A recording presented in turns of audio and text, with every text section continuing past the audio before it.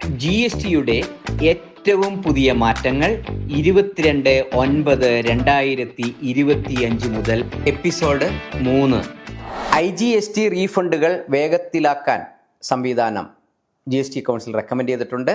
IGST അടച്ച് സാധനങ്ങൾ കയറ്റുമതി ചെയ്യുന്ന അവരെ സംബന്ധിച്ചിടത്തോളം റീഫണ്ട് കാലതാമസമില്ലാതെ റിട്ടേൺ ഫയൽ ചെയ്യുമ്പോൾ തന്നെ ബാങ്ക് അക്കൗണ്ടിലേക്ക് ക്രെഡിറ്റ് വരാനുള്ള സാഹചര്യങ്ങൾ കൂടുതൽ ത്വരിതമാക്കും.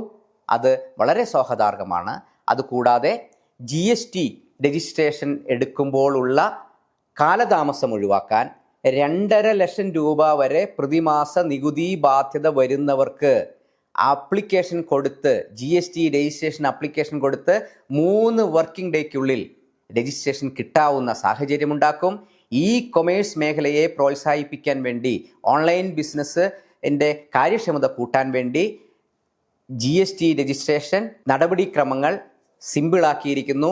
എവിടെയൊക്കെ സ്റ്റോക്ക് ചെയ്യുന്നു ആ സംസ്ഥാനങ്ങളിലൊക്കെ GST രജിസ്ട്രേഷൻ എടുക്കണം എന്ന ഒരു സാഹചര്യം മാറ്റി കൊമേഴ്സ് മേഖലയിൽ സിംഗിൾ രജിസ്ട്രേഷനിലേക്ക് കൊണ്ടുവരാനുള്ള ഒരു തീരുമാനം എടുത്തിട്ടുണ്ട്.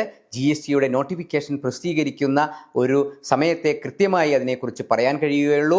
എങ്കിൽ പോലും കൊമേഴ്സ് മേഖലയിലെ അതീവ സാധ്യതകൾ GST കൗൺസിൽ കണ്ട് അനുകൂലമായ ആ എക്സ്പോർട്ടിനെയും അതേപോലെ കൊമേഴ്സ് മേഖലയെയും പ്രോത്സാഹിപ്പിക്കാനുള്ള ഒരുപാട് നടപടികൾ GST കൗൺസിൽ എടുത്തിട്ടുണ്ട്.